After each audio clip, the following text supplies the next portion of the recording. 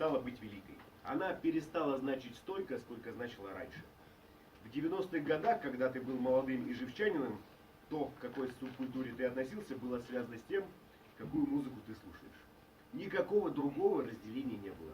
Ты был или панком, или металлистом, или рэпером, или там киберпанком, кто там Prodigy слушал, либо рокером, либо хипаном.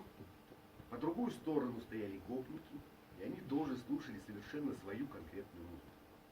Все это кончилось в 2000-х. И во всем мире так произошло. Ничего нового не происходит. Я не знаю, я не оптимист. Все закончилось. Но начинается что-то другое. Оно либо начнется, либо нет. Хочется верить в прекрасное. Прекрасное, наверное, произойдет когда-то, только вот непонятно когда. Ну, если посмотреть на российскую музыку в то, что можно назвать искусством, то последняя стадионная звезда или звезды появились 20 лет назад. Земфира, Шнур, Король и Шут, Мумий-тролль. Все они до 99-го года созданы. То есть за последние 20 лет наша страна не произвела ни одной настоящей звезды, но что-то должно случиться, на мой взгляд.